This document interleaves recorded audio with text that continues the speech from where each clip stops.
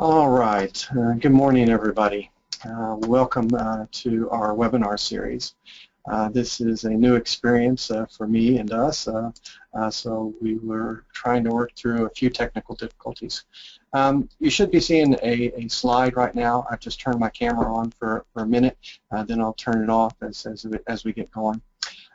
Again, I'd like to welcome you, and today we would like to introduce a new webinar series focused on the grand challenges. And so my goal today is just to provide a little bit of background and to initiate the discussions and begin to vet the grand challenges as we see them. All right, so I'm going to go to my next slide. Let me move my camera offline here. Okay. So a few webinar logistics. Most of you have already done this, but I see that you've signed on. We would appreciate it if you would sign on using your full name so that we have a little bit of a better registry of who's attending and who's actually present and participating. In the slide here, you should see a technical screen that you see for your go-to meeting. We ask you to enter technical questions using the chat window down here. And Sutanika, who is online, is helping us, and she can help you if you're experiencing any technical difficulties. Ultimately, there's going to be time for questions, and we ask that you use the question menu to ask content-type questions, and this is available under your bars up here. You can actually raise your hand and to ask a question, and then type your question into the question area. So on the first 15 minutes of this conversation, we will have everybody on mute. This just keeps the background noise manageable, and turn my camera off now. It keeps the background noise manageable, but if you have questions as we move along, please raise your hand, and Dan Bearden, who's also helping with the organizing group here today, will be in the background, and he can help answer those, or he will relay those on to us when we go into open discussion. So, and there's it. So our goals today are really very simple. We're going to provide a short 15-minute presentation.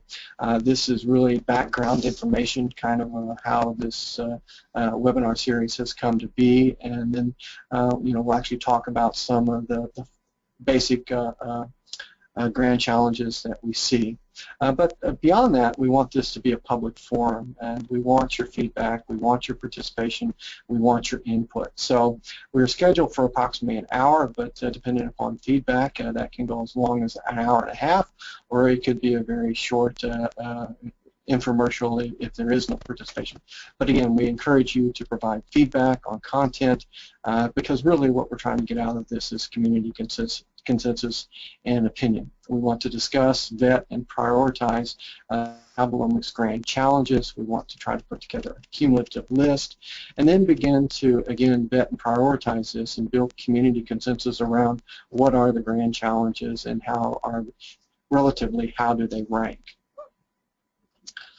So in addition to this, we're hoping that these webinar series will provide additional network opportunities. As we move through the series, and I'll explain this more, we will focus on more focused topics. And we're hoping that people that have specialized interest in those topics will coalesce and actually begin to build solutions or projects that begin to attack and solve these issues around the grand challenges. So starting with a little bit of background, and this has really come out, our motivation and my motivation has come through a series of funding opportunities in the U.S. And the first one was a unique program that united the National Science Foundation here in the U.S. with the Japanese Science and Technology Agency.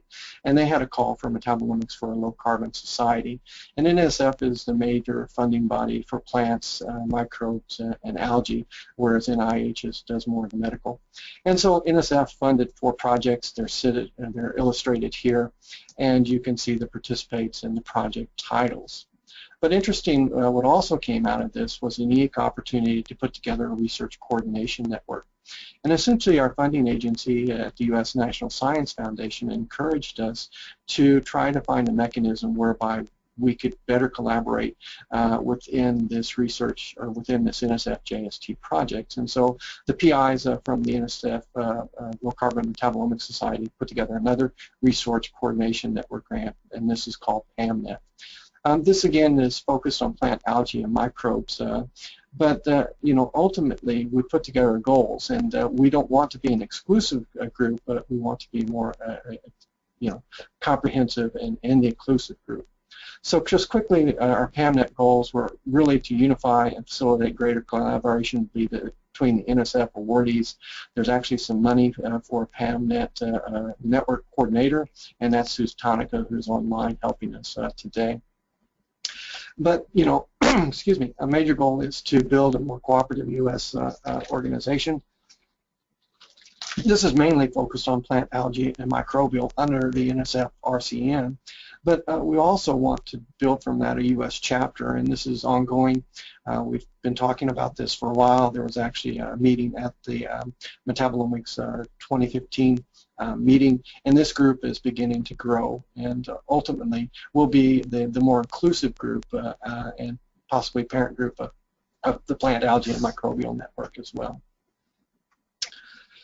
So we, as part of this RCN grant, Research Coordination Grant, we also would like to reinvigorate the discussions of standards. So we had a editorial meeting for metabolomics at the Metabolomics 2015 meeting, and begin discussions about possibly another special issue focused on standards. We have the idea to train and promote the next generation, and these webinar series are a part of that outreach effort as well. And you know, ultimately, we want to coordinate with other groups, and I think there's some really unique opportunities with those in the informatics arena, especially those related to plants, such as iPlant. And then finally, you know, we want to build out of this localized network a more international group, and we already have that somewhat through the Metabolomics Society, but we're trying to do this in a more substantive way that we can use with our funding agencies to build international cooperations that go to address the grand challenges that we're going to talk about today. Because many of these are such a nature that many of the grand challenges are such a nature that a single lab is not going to be able to solve them, and it's going to take a community effort to do that. So as we begin to expand on that idea in the U.S., we're starting to build a U.S. chapter and focal group, if you will. And this is meant to be more inclusive than our PAMNet group, and it's meant to be inclusive of the medical field as well. In addition, we've also been talking with other North American countries, Canada and Mexico, and we have representation on this board as well. So as we begin to get going with the PAMNet and the U.S. chapter, we begin to talk about grand challenges. And this is where we're at today. We wanted to bring and introduce you to what we think are some of the grand challenges, but also to get your feedback as a public as a whole to see if there are any gaps, and if there are, how do we get those uncovered, and can we put our minds together for a greater solution. So as we begin to think about grand challenges, the first grand challenge, and many, we've discussed this before, competent metabolite identification seems to be the #1 grand challenge. This is being approached through a series of different computational and empirical methods. And, but again, it is the grand challenge, and it's where the biological context starts.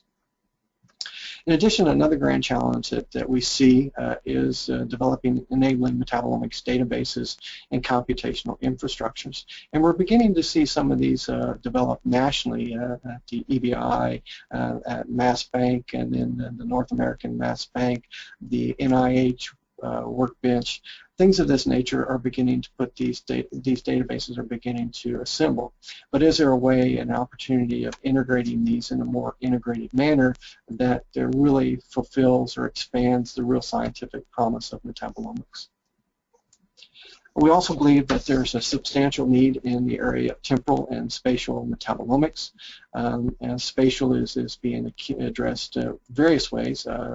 Mainly, or the most prominent right now, seems to be imaging.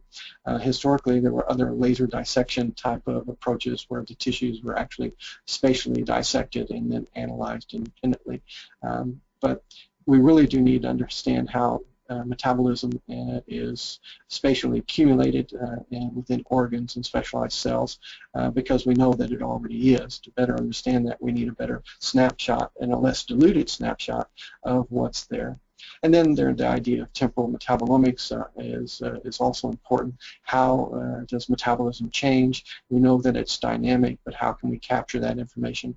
There's a large amount of work being done in the area of flux and fluxomics to help us better understand that, but maybe there are additional opportunities as well.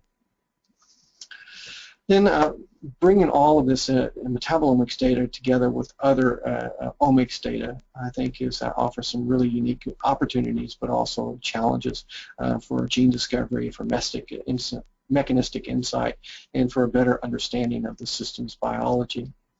And in addition, we'd also like to integrate this not with just data, but the wealth of knowledge that's already out there in the literature. And this is going to be a computational challenge, but one that can provide substantial return. So the next suggested grand challenge is really improving the technology of metabolome measurements. How do we increase our sensitivity? How do we increase our dynamic range? How do we increase our depth of coverage? Probably our depth of coverage is estimated anywhere about 10 to 20%, and that's using multiple methods. But how do we then, improve? So we're already documenting in the literature that our current depth of coverage is providing substantial novel information. It's, again, new gene discovery, new mechanistic insight into health and disease.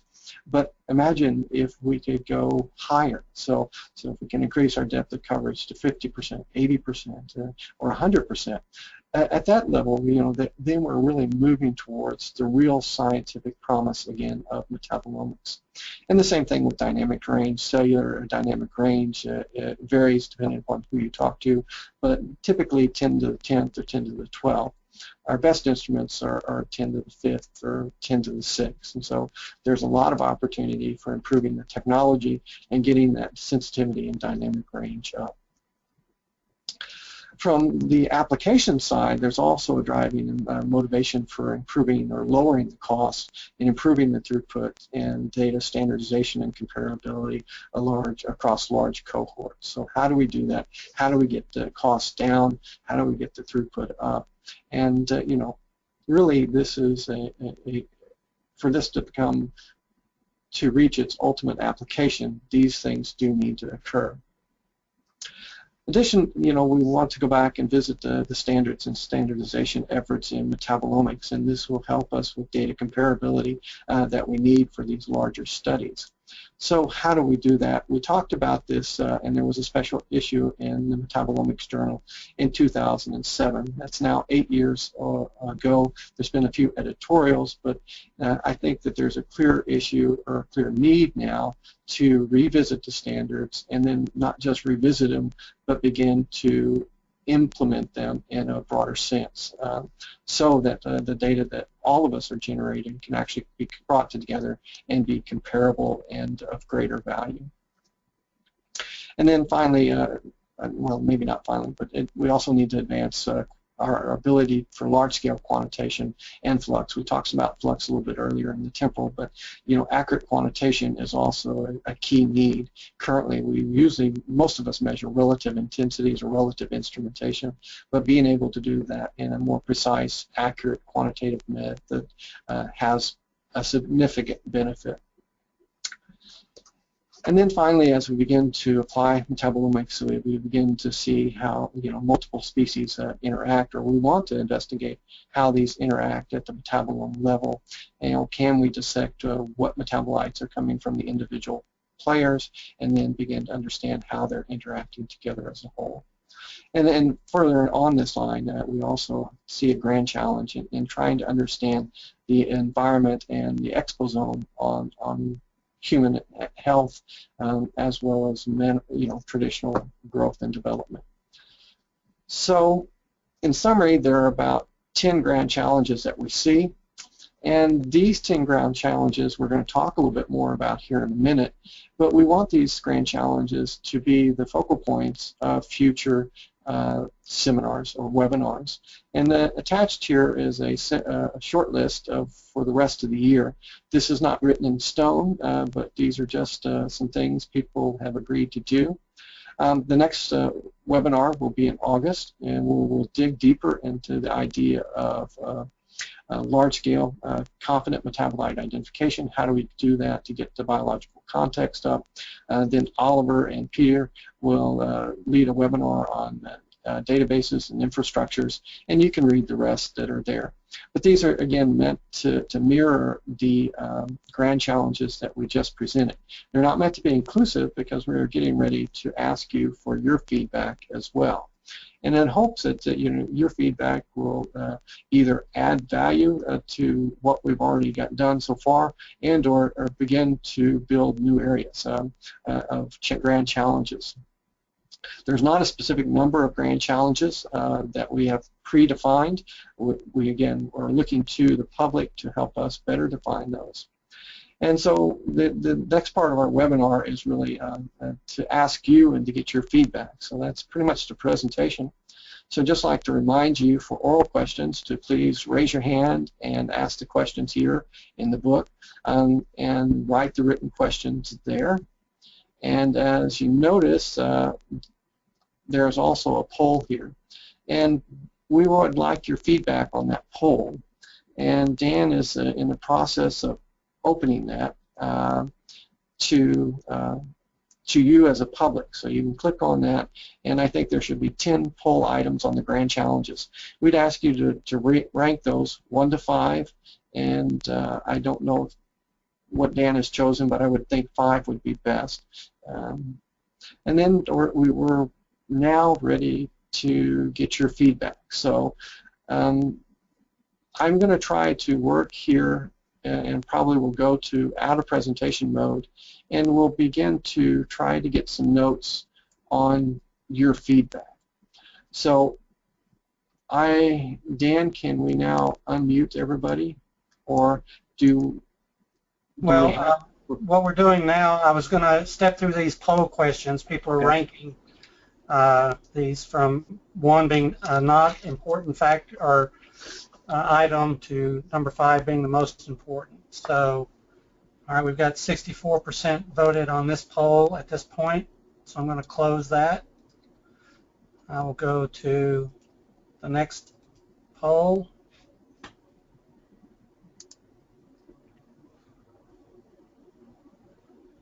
And as soon as we hit about 50 or 60% of you voting, we'll go to the next question.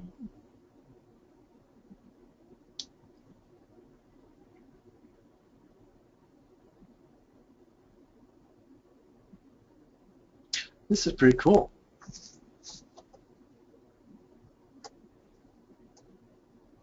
Yeah, wow. All right. Can you maybe read the questions as you work through that? Yeah, this is developing, enabling metabolomics databases and computational infrastructures. Developing, enabling metabolomics databases and computational infrastructures. I'm not sure if you can see that question, Lloyd. I don't see the question of myself. Okay. It's only for attendees. So we've got 83%. Okay. I'm going to close that poll. Going, on. Next one. Thank you. 83% of participation is great.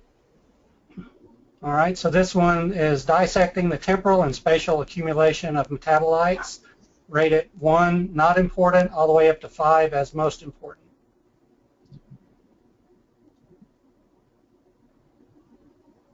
Wow, 70% participation.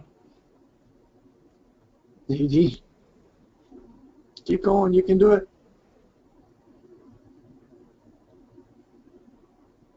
All right, it looks like it's, all right, going, gone. Fourth one is data interpretation for advanced understanding and discovery, including integration, and I had to put ... because there's only so many characters I can put in a poll. Rate it 1 for not important, 5 for most important.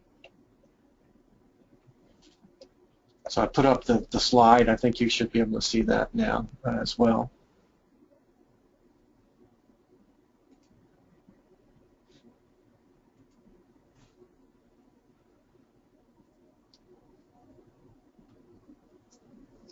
I don't know. We've been going about 45 seconds on each. That's about max now. Okay, 83% voted. Going, gone. Okay, so the next would be? Improving metabolome measurements, i.e. increased sensitivity, dynamic range, depth of cover. Rate it 1 for not important, 5 for most important.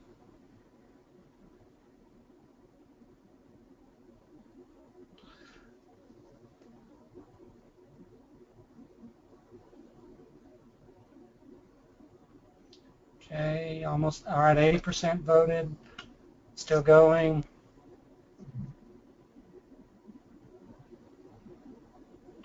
%have participated. Going, gone.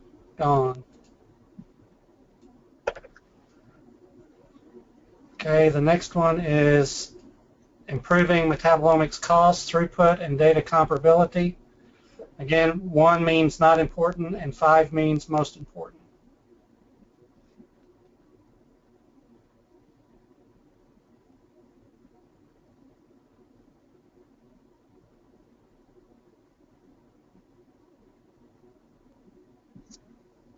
%80 voted.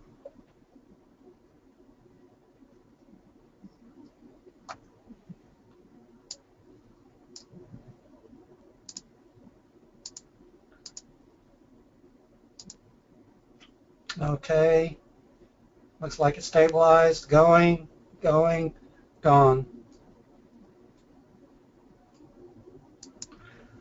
Okay.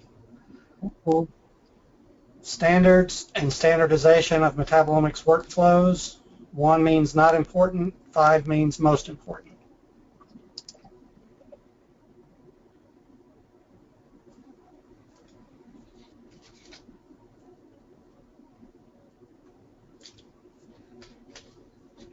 %82 voted.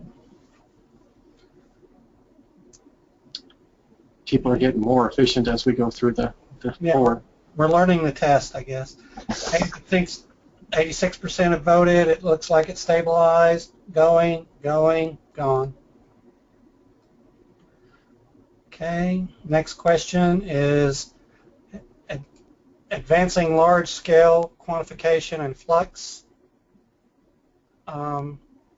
Number 1 is, or vote number 1 if it's not important to you, and 5 if it's the most important thing to you.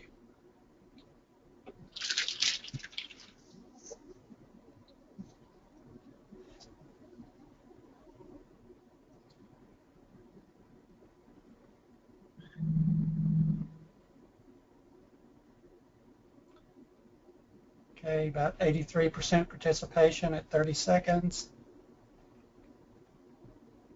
Going, gone. Next question. Understanding the impact of multiple species on metabolic interactions. Rate it 1 if it's not important to you, and 5 if it's the most important to you.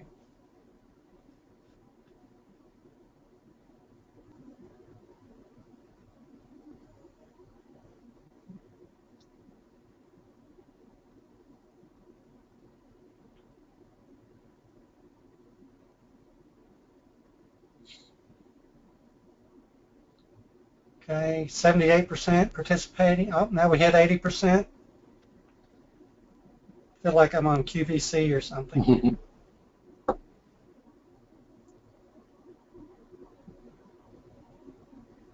Okay, 83% have voted. If you want to vote, going, gone. And the last priority. Understanding the exposome and environmental impact on health. Rate it 1 if it's not important to you, and 5 if it's the most important to you.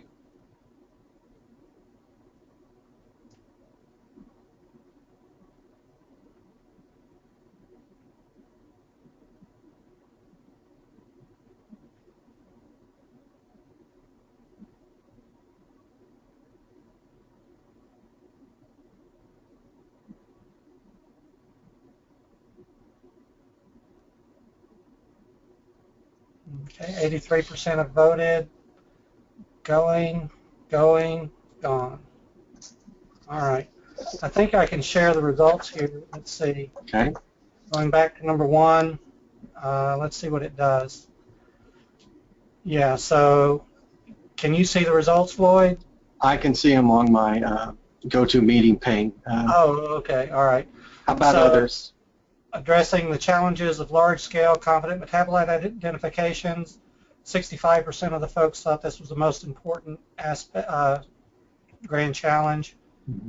Then you can see it's pretty much tapered off. No one thinks that it's the least important. Let's see. I wonder if I can only show one result at a time. Yeah, ultimately it'd be nice to look at the numbers and see how they compare relatively to each other as well. So.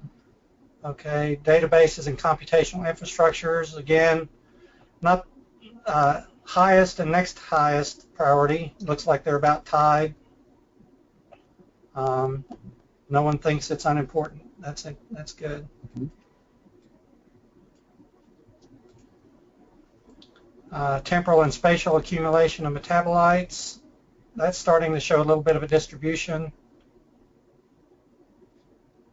A few people don't rate it important. Or lesser importance. Or less important, yeah.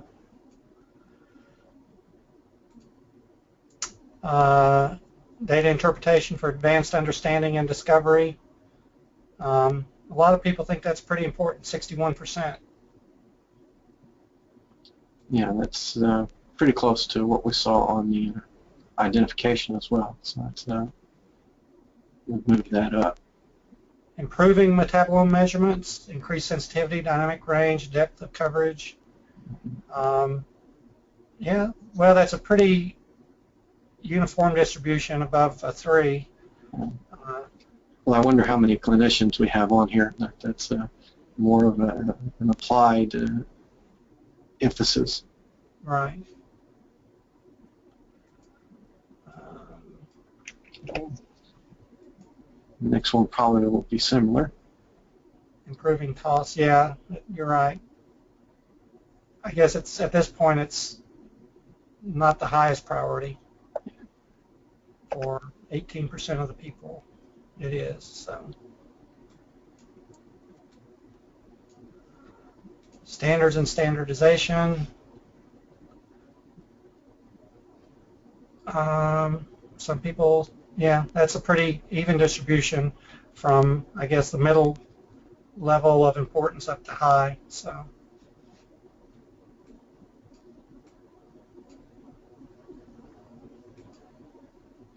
advancing large-scale quantification and flex measurements. That's the mode is at a level 3, so that's kind of interesting. I don't know if that represents the number of people that are actually doing flexomics measurements or not. Well, it's harder, so I imagine the numbers actually doing it are less. Understanding the impact of multiple species on metabolic interactions. Kind of the same distribution as the previous one. Mm-hmm.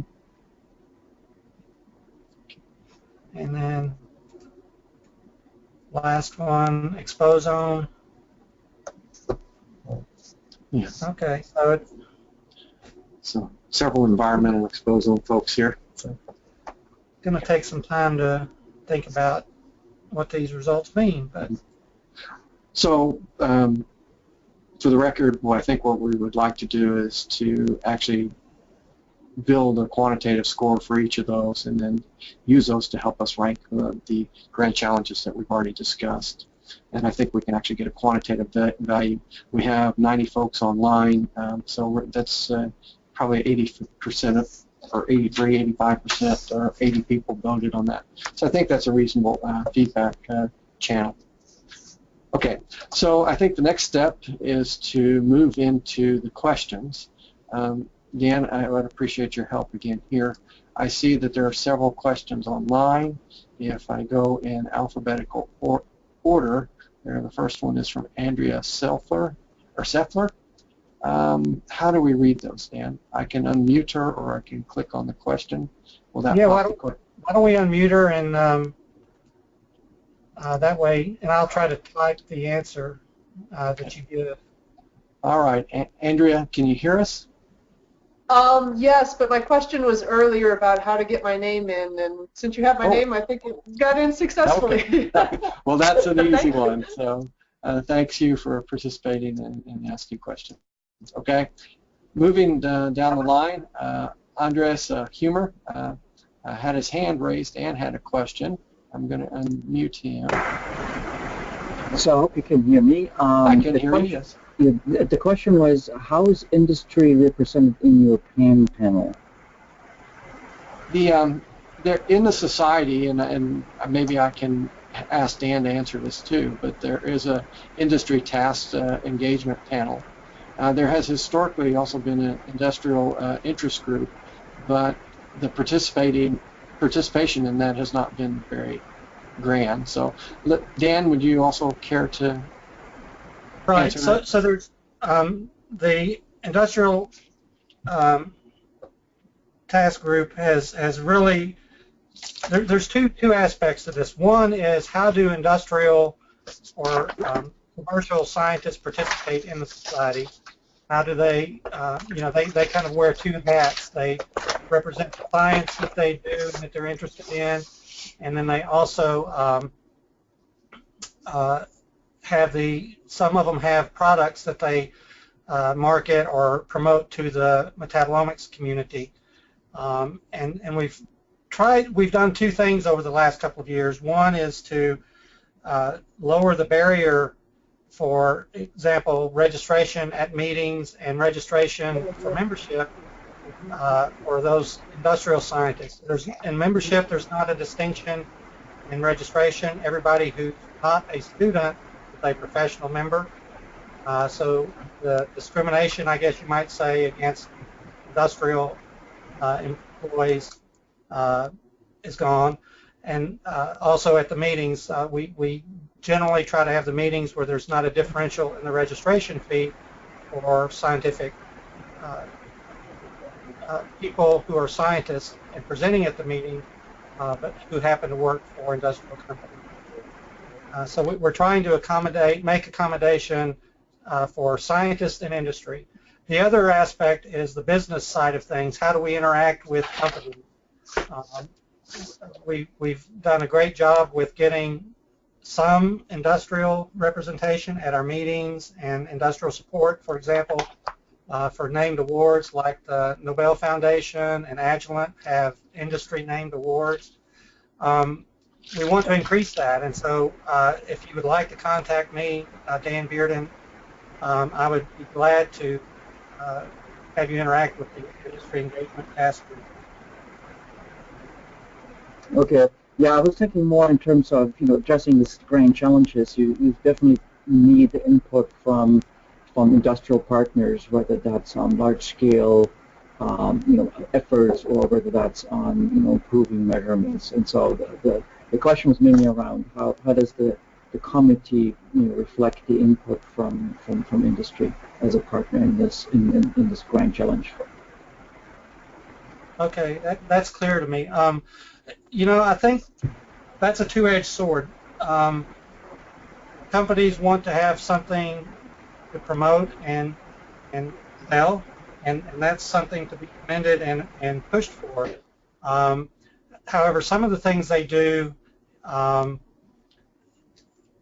good for the community, and so a company needs to decide, I guess, on its own how much of, for example, their methods or their techniques that they promote publicly, how much do they keep in a proprietary mode, so for example, if a company addresses one of these grand challenges and only ends up in a commercial product, that may be great for them. If they produce a great commercial product, then the community might really leap to that. However, if the community doesn't leap to it, they might have to come back to the idea that well, some of what we do as a company needs to be done publicly for the community. The maybe not open source software, but some tools or some techniques that we publicize that would be good for the community.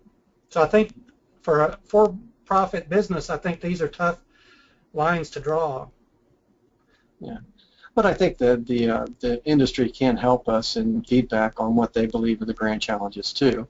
They're actively involved in metabolomics, and they are facing many of the same challenges we are. So maybe do you have any feedback there, Andreas? What you feel are grand challenges that we've not been included? No, I think just in general, I think it's important to include all the partners. I mean, that has been done historically in genomics and proteomics. So I think the Metabolomics Society and the Metabolomics community, should take advantage of the same opportunity to work with industrial partners. And that's, throughout the entire space, whether these are agro companies, these are small vendors, these are large vendors, it doesn't matter. I think if everybody pools the resources, in the end, there will be more for everybody. Totally agree. We welcome your participation and industry participation as well. Thank you. All right. Next on the list is Art Edison. He has his hand up. Art, are you with us? Yeah, can you guys hear me? I can, yes. Okay, so so first of all, congratulations to you and Dan and others who organized this. It's really helpful and very understandable and nice, so I appreciate it. I thought that the grand challenges that you proposed are excellent and very pertinent. The only one that I would actually add is the question of how do we what do we do to bring this more in vivo? I'm sure we're all aware of the iKnife, but there's other technology using NMR, dynamic nuclear polarization, that's making some impact and has some potential. Yeah. And so I think that it would be interesting to be thinking about bringing metabolomics to in vivo measurements as well. Yeah, we would love to do it in planta or in vivo, whatever your favorite species is. NMR is one way. Do you have other suggestions of how we might do that? Well, I mean, I think that these are, I think probably some of the best ways haven't been invented yet. So, right.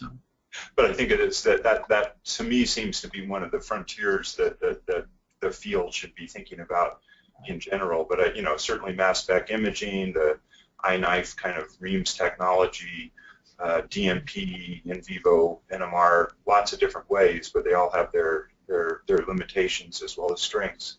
Right. Great feedback. I agree that if we can figure that out, that would be great. And it may ultimately be a need for transformative type of technology. Yep. So for the technologist out there, put your thinking caps on. Okay. All right. Is that all, Art?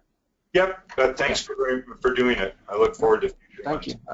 There's more to come, and there are probably more others as we get deeper in these subjects. Will be, I think, just expand on the effort. Next on the list is Marathi Gadad. You had a question. Are you with us?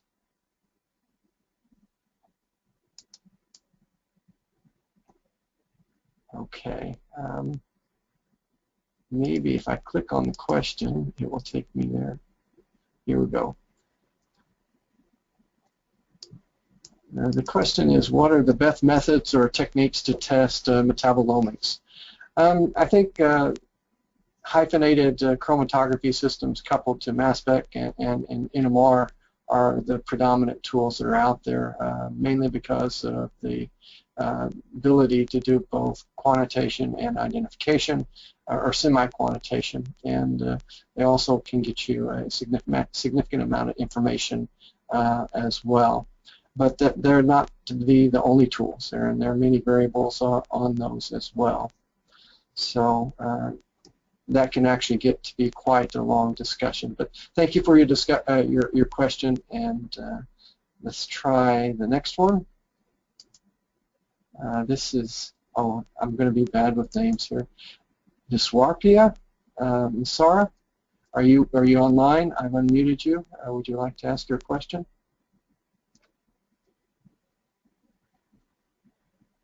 Okay. Reading from the question list, there's two questions. What are the feasible options towards large-scale annotation of unknowns by public, say, consortia, crowd-funded, cloud-based platforms, and options? So there's a significant amount of work going on in the area of large-scale annotation. My group works in this area quite a bit. There are groups that are doing computational prediction and or predicting spectral libraries, things of that nature, that will allow us to take a class of compounds, for example, lipids, build a database or a spectral library, then search against that for identification. Those are proving to be fairly productive, but they are still somewhat predictive. But I think they're a step in the right direction and really enable a larger scale approach. We're also doing, what we call higher throughput empirical identification by coupling LCMS with solid phase extraction in NMR. And really, this is for the large-scale purification and identification. Now, large-scale is relevant for us to do all of it, including the NMR.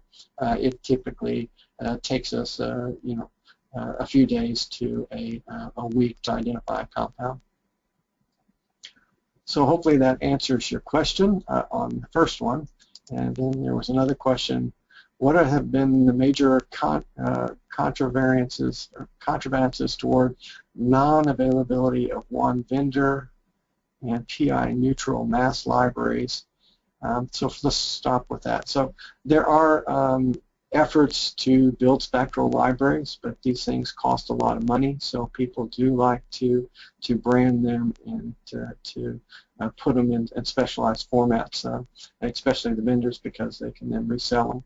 But there is some effort to put these in public databases. The Human Metabolome database has spectrals in there. Mass Bank, which is a Japanese collection, is out there. Oliver Fiend has also made a North America Mass Bank. And so these are beginning to become more and more popular or more populated. And so you can try to watch for these, but these are going to have to be a community activity. People have to be willing to put their data in as well as to release that. The next question was, what are the interoperable and generic LC protocols across laboratories worldwide? I think there are some many basic reverse phase LCMS approaches out there. People tend to do large gradients. There are probably some standardized Hillick methods that are also published, and those are in the literature. Unfortunately, there's so many variables that I think having one protocol that's followed globally is unlikely. So we're going to need to build informatics tools that allow us to make for slight corrections for retention time shifts, things of that nature, as we look at different types of systems and a little bit variance in chromatography. But I think there are some fairly central protocols out there using, again, reverse phased and Hillick and GCMS as well. And then the third part of that question, are there instrument neutral standardization or standardized ESI setups? What are the major challenges that younger and starting metabolomics investigators? Okay, so back to the ESI. Again, the vendors have many different sources, and I think that there may not be a standard setup. There's many people are doing positive, many people are doing negative ion analysis as well, and there can be some biases in the electrospray setup. So that has not been addressed well as far as I know, and if others are aware, then maybe we can provide some feedback from that or get some additional feedback. And so on the what available for younger scientists, maybe I'll hand this off to Dan and let him talk about the Metabolomics Society's early member network, and that's being very successful actually, and was very well attended at the recent meeting. So Dan, are you there? Yeah, so yes, I'm here. I'm sorry, my mic was muted for a moment. There are going to be more opportunities. There's the first 2 years of operation of the Early Career Members Network has really lit off our enthusiasm for this mechanism to get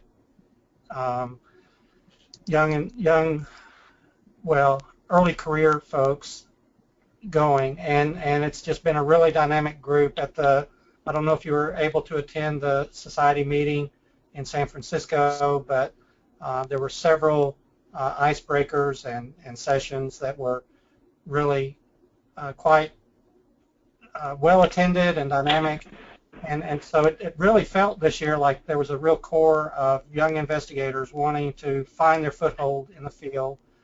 I think that because it's an emerging field, there's lots of exciting things. We've also had some great help, but there's going to be a rotation in leadership. So if you're if you're before 5 years post PhD or post terminal degree, there'll be leadership opportunities that come up. There'll be some elections later this year. If you haven't had the opportunity to contact the leadership, and the leaders' names are on the Metabolomics Society website, contact them and give them an expression of your interest in participating. They also have a series of webinars. So far they've had 4 really excellent webinars that have been fairly well attended.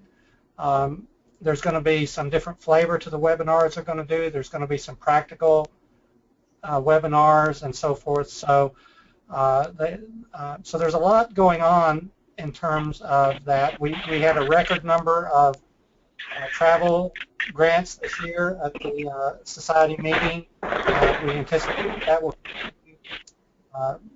The society itself funded 10 students and 10 early career member travel awards, which were there were 2 prizes associated with that, so it was pretty good competition there.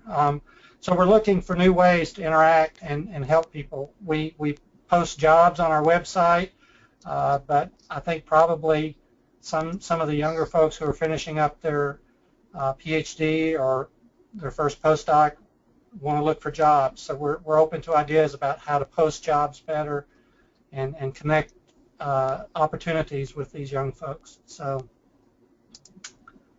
All right.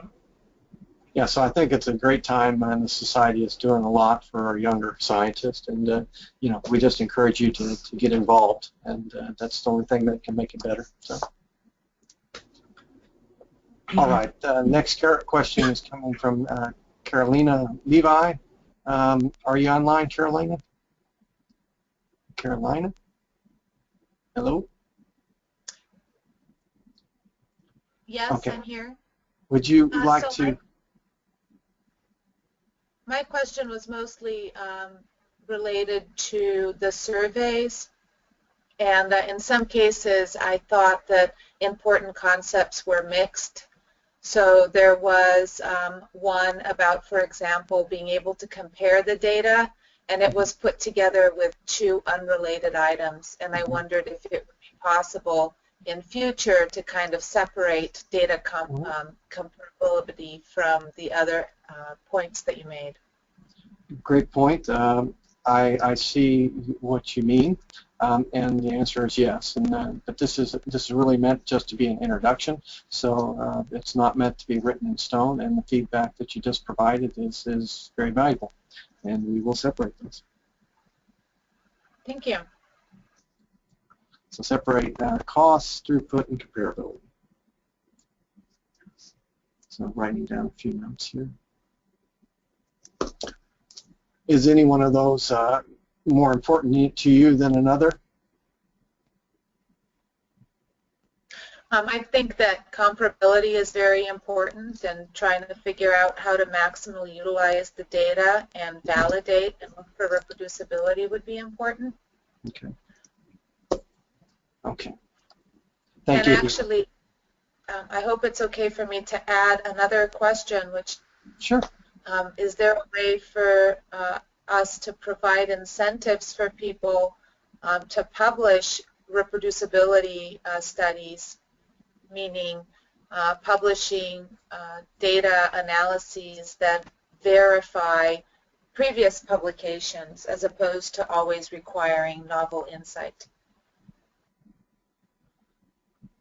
So if I understand your question, I think there's actually a couple of questions in there. So is there a way of encouraging people to publish comparable data? I think the way to do that is to actually get the standards published that we as a community agree on, and then begin to shop those with the journals and begin to make those a prerequisite part of publishing. Now, journals typically don't like to do this because it reduces the number of papers. But I think if we really want to build a standard, that standard then has to be applied and required at some level. So how best to do that? I think journals would be one way of doing that. But maybe there are other ways. If you have any ideas, that would be great as well. Then it sounded like the second question had to do more with data being novel or data being descriptive. Is that true?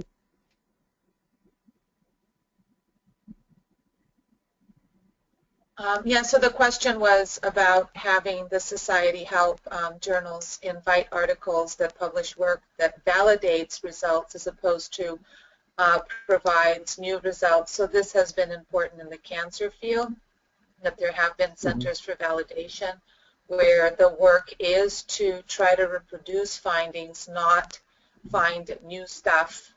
And I don't have to tell you that most of the biomarkers do not validate and get they don't pass the standard, but I think that having that standard helps, in terms of quality of the research at discovery stage. I see your point. I think I do see value in validating cancers. Unfortunately, I don't work in that area, so I'm not as familiar with it. But I also recognize that many journals of prerequisite for publication is that it has to be novel information and it can't be descriptive or confirmational of the literature. And so that is a quandary. And I guess, maybe what I would suggest is that if there's significant interest, that we build an interest group around that discusses it further, then takes these type of concerns to outreach to journals that might take that. So the Metabolomics journal actually has 4 pages in the journal that are for opinion type of things. If you're really passionate about this, maybe I could encourage you to contact the journal and possibly think about putting a 1-page opinion article on such an issue and then putting it out there for the public to see and then for the public to respond to. Actually, Lloyd, I'd suggest that if someone has an opinion piece or wants to publish in that they contact Uta Rosner, the president of the society, or Susan Sumner, who is on the publications committee. Right, and they are managing the front page issues or front page articles that are up in the first 4 pages. So thank you again for your questions. Kind of move down the list here. All right, to Christoph Zanetti. Are you there, Christoph? Krista. Yes. Can you hear me? Okay. Yes. Oh, I think you already answered my question. I was just very curious about when Dan was getting 80% of the vote on the questionnaire, how many people were actually voting? And I think you answered that right after the questionnaire. Yeah, so we had about 90-something logged on during the voting, and 85% of that is about what we had participating. So great. Thanks for reiterating that. Yeah, you're welcome. Thank you for participating. All right. Lauren Fell, you had a question? We hear typing. No, Lloyd, I can tell that question was why the focus on plants, algae, and microbes about other species or humans. This was early on in your presentation. Okay, Lauren, that's a great question. I want to be clear on this, that I have personal funding from NSF to push forward the area of plant, animal, and microbes, and they have funded this initial research coordination network. But our goal is not necessarily just to keep it at that level. We want to expand it, and we were seeking greater participation from the medical community and our human health community. And in our advisory panel, we do have several now. As you know, Rima Kadira-Dauk is very big in the medical community, and she's very much part of that. But the initial motivation, and especially my motivation to get this stuff going, has come from this research coordination network, and that because it was funded through the National Science Foundation, they limit their scope to plant, algae, and microbes, and not to humans. So again, that was the initial driving force, but we are looking for additional participation and feedback from the medical and mammalian communities as well. So I would encourage you to be part of that. If you would like to volunteer for some of that, let me know via email or in the notes here, and we'll go from there. So, all right. Next on the list is Mariel Parker. And would you like to vocalize or verbalize your question?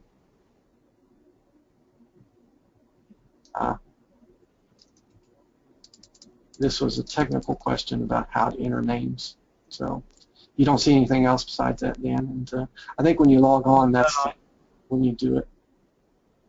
Right. No, I think that was a technical issue. All right. Next on the list is a familiar name. It's Oliver. Oliver, are you online? Yes. Okay. The comment was I misspelled exposome. Any other comments that you would like to make, Oliver? No. No? Okay. Is there maybe as we move into the next ones, maybe there might be an easier way of working through these questions? Yeah, why don't we put everybody's hands down, and then if you have a question right now that you think is germane, raise your hand. Okay. Well, there's one more. Okay. There's one more question from Theodore Sana. Can participants get a copy of the polling results, bar charts? Yes, I think that we'd be happy to share that with everybody. We will quantify it and go from there. Okay. Another hand came back up. This is Rong Chung Han. Do you have a question? Yeah. I want to know what kind of plants or algae or microbial have been thoroughly and very intensively studied concerning metabolomics, especially through international collaboration. Because as I know that, you know, the proverbs say that what we have to learn to do, we learn by doing. Like the Human Genome Project, like that. At first, you have to pick out or single out one single species, then you try to do that. I want to know what kind of plants or... Yeah, I think that's, well, it's a very grand question. There are many model plants, starting with the Arabidopsis. So Arabidopsis has had quite a bit of work, but there are many other model plants that have come around since then. So there's been a lot of work done in Metacogla trincatula, which is where I work in legumes, tomato, grape, and I think the list just kind of keeps growing. Because there is such chemical diversity in plants, there have actually been projects that have looked at 20 or 30 different species within the area of medicinal type of plants and looking at the chemical diversity at both the metabolic and the genetic level. So there's, in summary, there probably, I would estimate, you know, metabolomics data out there for at least 100 plant systems. So.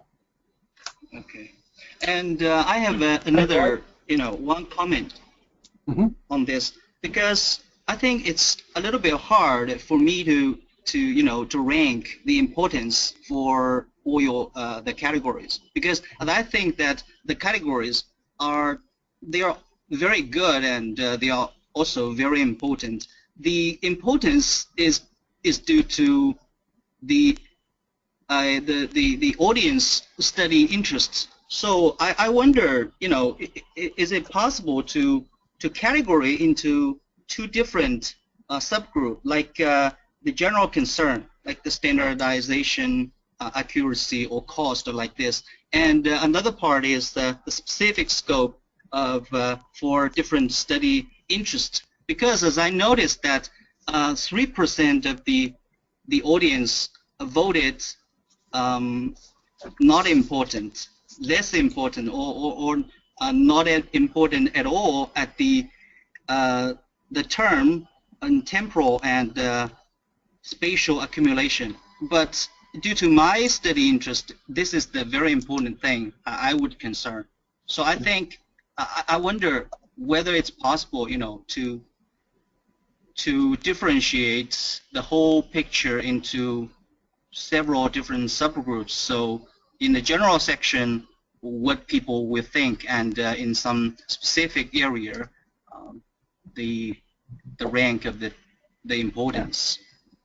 Well, I think that anything is possible, and as we move forward as a group, that we can try to begin to work on those type of issues.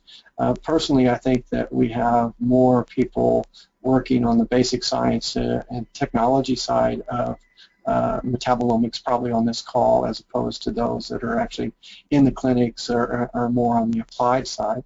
And so as we begin to vet these questions, getting feedback from those other groups, I think, are going to be very important. But if not, if we can't reach out to them effectively, then essentially, we will see a bias, for example, on the technology side.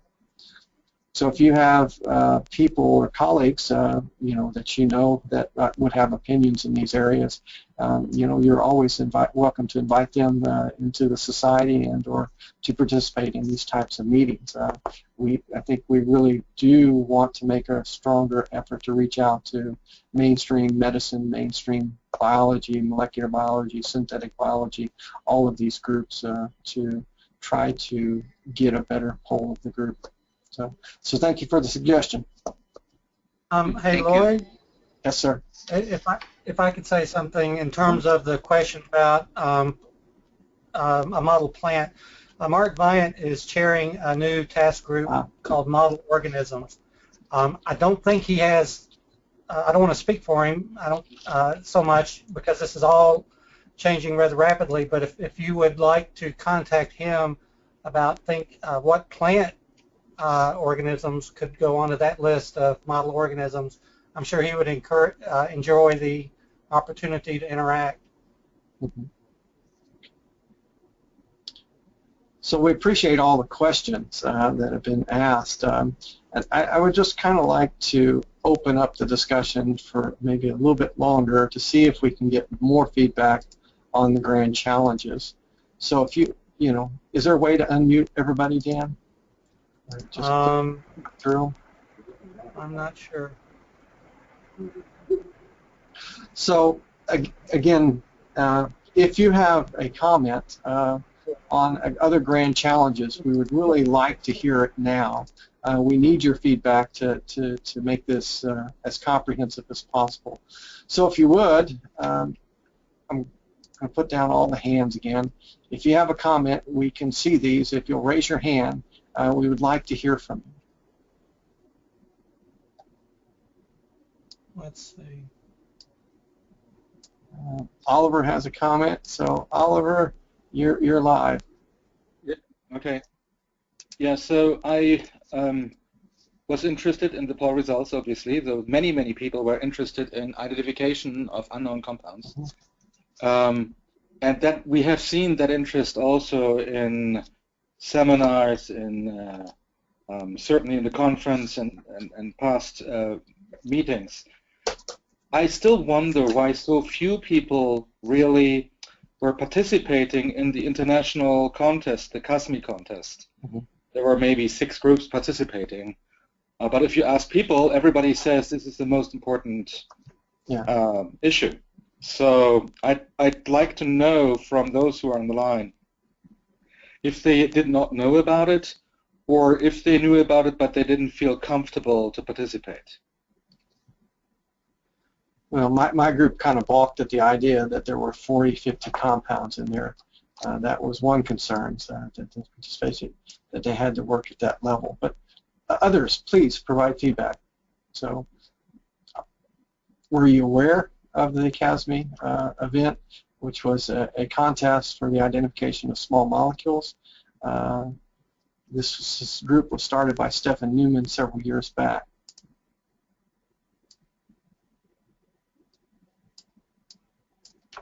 Please raise your hand.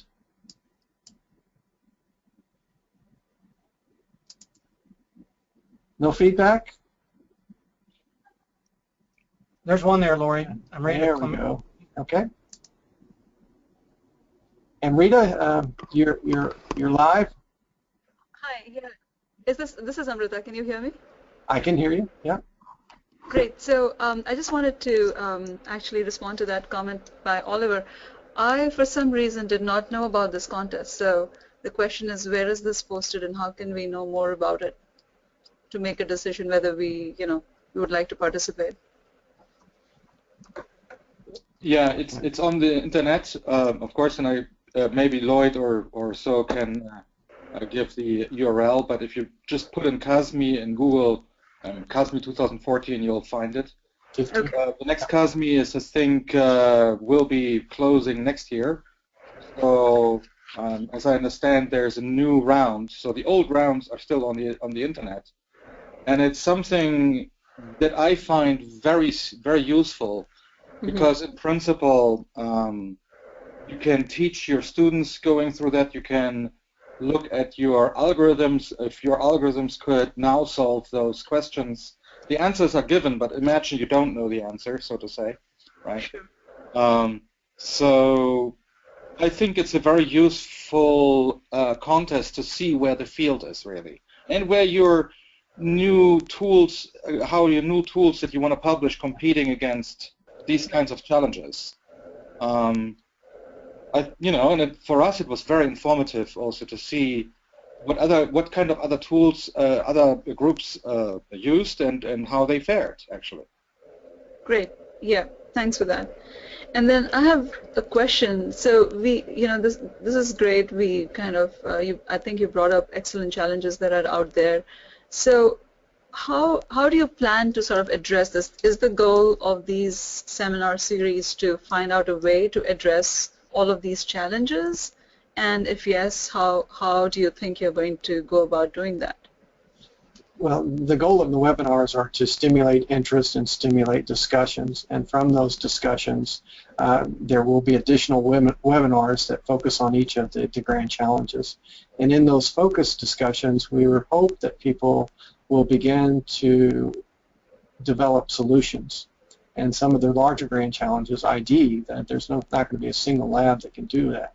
So out of that, maybe there could be a consortia or something that actually pursues some tangible funding and or mechanism to begin to address these challenges, and so begin to act on them. So the webinars are meant to stimulate discussion and interactions with the ultimate hope that people would take action and move forward with solutions. Sure. Thanks. Great question. Lloyd, if I could say, Lloyd, I'm about to post in the chat window web URL for upcoming for folks to be able to express interest in an upcoming urine intercomparison exercise that NIST is going to start. Right now, we're at a very early stage, so but this is a website where people can express their interest in participating and be in the loop in terms of knowing when it's going to start and so forth. So. All right. Okay. Back to the idea of the grand challenges. You've seen our thoughts, and we're looking for additional input. Is there additional input? We had input about in vitro metabolomics and measurements, but is there another category that we've missed? So if you have a comment, we'd love to see your hand raised, and we'll get you in the conversation.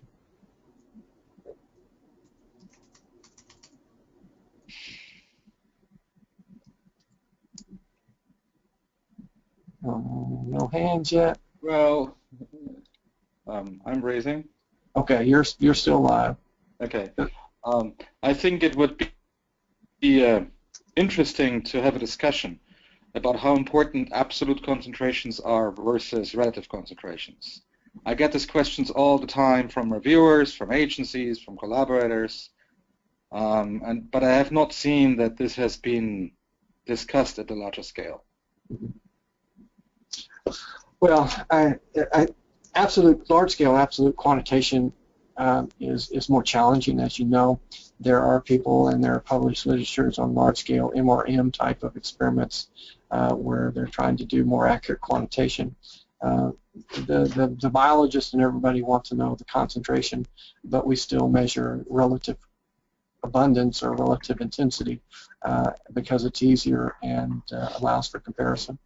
But my personal feelings is that we typically prefer to do the relative concentrations or relative intensities first, and then if the question and or the potential insight that could be there needs the quantitation, then we'll go back and do a more rigorous quantitation. I think this is Dan. I think it would be really important for people who are doing relative quantitations to clearly indicate what they're relative to, and exactly how much work is done, for example, to make it how it's related to any absolute quantitation at all. So I find there's a great, when I have discussions with people asking about this, just asking the simple question, how did you quantitate? The answers aren't very satisfactory to me, but anyway, just if people would be very clear about what they mean by relative quantitation, that would be very helpful in advance, I believe.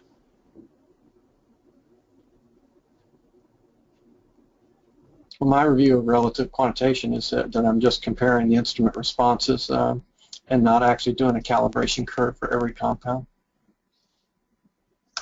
Right, but you have commercial calibration standards, and if they're using that, that needs to be clear.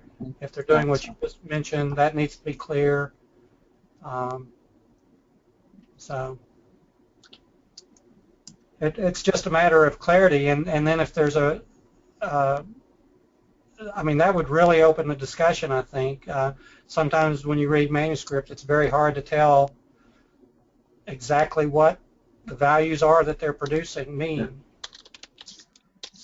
Well, I think that's if we go back and revisit the standards and publish new, updated standards, we can begin to, at least on a few select journals, begin to require, better description of the quantitation.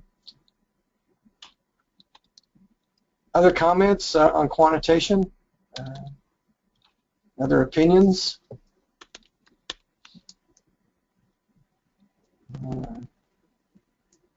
Okay. Okay, one last call for feedback on grand challenges.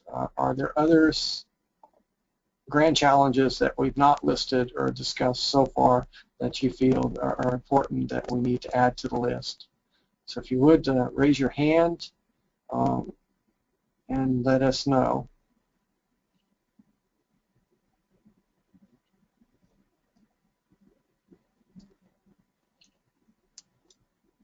Dun, dun, dun, dun, dun, dun. Okay. I don't see any more hands, so I would like to wrap this up. We've been at an hour, 15 minutes now. I think that's we very much value your participation, your comments, your feedback, and we hope that you will continue to participate in the webinar series as we begin to focus in on these grand challenges. With that, I will thank you for your time. Say goodbye, farewell. Dan, Oliver, any closing comments? No. All right.